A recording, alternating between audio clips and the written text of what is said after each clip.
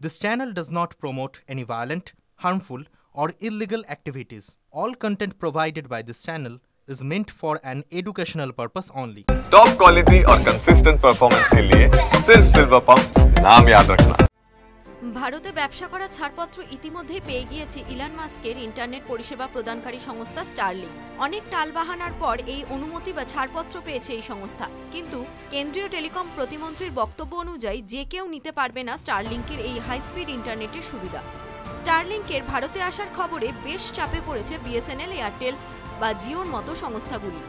তবে এই বিষয়ে কেন্দ্রীয় টেলিকম প্রতিমন্ত্রী পেম্মাসানি চন্দ্রশেখর বলেন, আমাদের এই 150 কোটির দেশে স্টারলিংকের এই পরিষেবা নিতে পারবেন মাত্র 20 লক্ষ গ্রাহক। এছাড়াও তিনি বলেন, স্টারলিংকের ইন্টারনেটের স্পিড সর্বোচ্চ 200 MBPS পর্যন্তই হবে। তবে স্টারলিংক যেহেতু স্যাটেলাইট কমিউনিকেশনের মাধ্যমে ইন্টারনেট পরিষেবা দেয়, সেই কারণেই তারা দেশের প্রত্যন্ত অঞ্চলেও পরিষেবা দিতে পারবে। তবে স্টারলিংকের সর্বোচ্চ 20 লক্ষ গ্রাহক সীমার মধ্যে থাকলে দেশের অন্যান্য টেলিকম সংস্থাগুলোর ইন্টারনেট ব্যবস্থায় খুব একটা প্রভাব পড়বে না বলেই জানা যাচ্ছে। কিন্তু যে স্টারলিংকের পরিষেবা পাওয়ার জন্য ভারতবাসীদের একাংশ মরিয়া হয়ে উঠেছিল, সেই সংস্থা কেন মাত্র 20 লক্ষ গ্রাহককে পরিষেবা দেবে?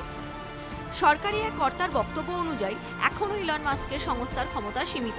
তাছাড়া স্টারলিংকের পরিষেবারও খরচ সাধারণ সংস্থাগুলো থেকে অনেকটাই বেশি, আর সেই কারণেই হয়তো এমনটা হতে চলেছে। বাংলাদেশ ও ভুটানে স্টারলিংক তাদের পরিষেবা দেয়, আর সেই দেশের হিসাব অনুযায়ী স্টারলিংকের পরিষেবা পেতে মাসে 3000 থেকে 4200 টাকার কাছাকাছি খরচ হয়। TV9 Bangla digital.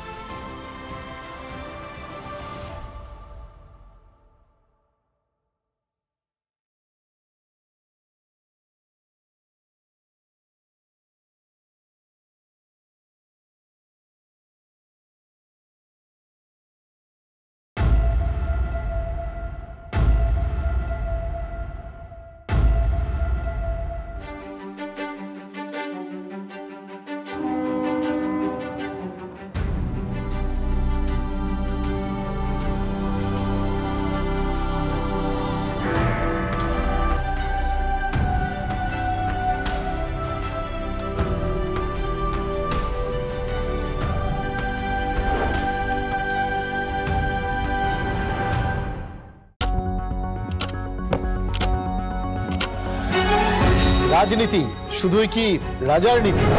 রাজা উজিরের চোখে নয়, আপনার আমার চোখে সমাজের ছবি। কঠিন কথা সহজভাবে না বললেই নয়।